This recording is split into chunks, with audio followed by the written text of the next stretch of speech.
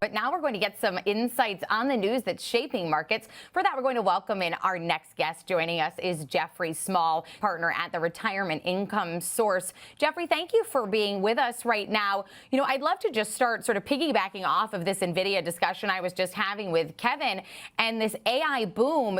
Do you think that the current boom we're seeing is sustainable? Well, if the tech isn't ready, why are companies spending trillions of dollars? I mean, really, no one wants to miss the future. That's why. And so right now, AI powered equals stock pump. The AI strategy is the new code for dot-com-esque. And so AI is added to everything to keep investors happy today. And so what really hinges on all this optimism is, can big tech, the mega cap tech, deliver on earnings? That's the critical component here. So if that's the critical component, what concerns do you have about a bubble? Because you also mentioned .com in there, and we know eventually that one burst. Well, we know AI is transformative, right? But remember, bubbles only happen when hype outpaces fundamentals. And so there's two things that will cause a pullback here. The fundamentals don't materialize into the investment, or spending will start to peak and fall off, and that will cause a correction. And so, the reality is we have to be concerned about valuations here. The market is in a manic phase and mania right now, full effect, in my opinion. We've got a lot of companies in the AI ecosystem that are way above the traditional multiples. I mean, Palantir is at 500 times earnings. I mean, that's very dot-com-esque. And so, looking historically, though, at the S&P 500 valuations, we're at the same price to earnings ratios that we were in February of 98 and July of 03, even though the market capitulated and started to climb back up after March of 03. And so I can say that we're in a 1998 moment here pretty confidently, based on our fundamentals going to improve and or will spending begin to pull back.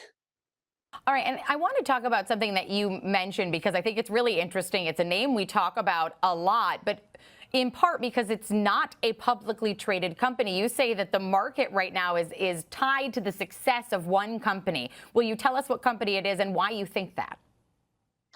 Well, really, the entire ecosystem of AI is contingent upon OpenAI, which is generating about $13 billion a year in revenue, but has $1.5 trillion of commitments. That's a very lopsided amount of investing based on the amount of revenue. And so maybe it takes 10, 15, 20 years for this to materialize, but everybody's jumping on the bandwagon because they don't want to get left behind. And so also inside that infrastructure, you have really the 10 largest mega cap big tech stocks dominating the landscape of investment in OpenAI and ChatGPT.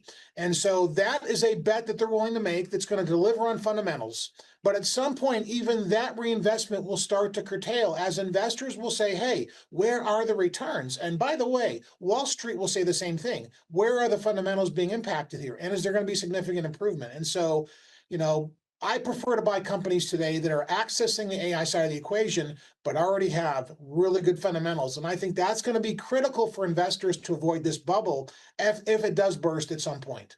I want to get to your picks in just a moment, but about OpenAI, if they stumble or we see a delay in their profitability, how much contagion risk is there for the broader market? I think the contagion risk is very large inside the AI ecosystem of companies that are publicly traded. Number one, Nvidia, they're 8%, 8.5% of the market cap of the S&P. The Mag 7 is 35% of the market cap of the S&P.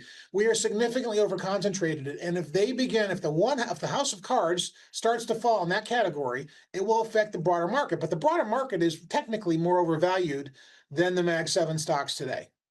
Okay, so with your picks, you said you like to invest in people who are profitable right now. Who are some of your picks?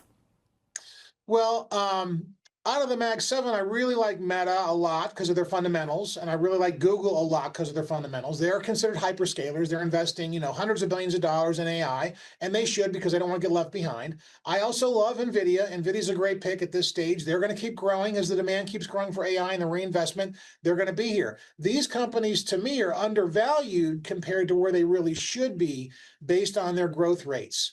And so at this time, I think those are still good bets to buy the dips and buy the lows. Now we have a buying opportunity. And, back in April when I was on your show, I basically told everybody that, we may never see these stocks this low ever again. And that was in the middle of the tariff collapse, that little black swan, mini black swan that we had on April 8th low. And so we may never see stock prices this low again on these companies as they grow and mature and continue to develop their fundamentals. And Jeffrey, I'm noticing that you don't have any cloud providers. I guess Alphabet, we can make an argument, as a cloud provider in your 4 picks. As far as the engines in this boom, do they win no matter who wins, or are they also exposed to a potential downturn here? Well, they're obviously exposed to a potential downturn. The Microsofts, the Amazons. I love those companies. How many picks can I have on the show? Okay, those are great picks. But the big cloud companies, including Google, those three, they do have exposure, but they're building for the future. And you have to remember, those companies already have incredibly solid fundamentals and an ecosystem of business revenue that's not codependent on the failure or success of AI. So they can afford with their free cash flow to reinvest into those things. And I think it's the hyperscalers are doing the most because they'll get the most benefit on the fundamental side in the short term as this AI story and everything powered AI develops. And so, Jeffrey, how does someone invest intelligently in this environment where you've described there's a mania and we're seeing hype and fundamentals basically colliding?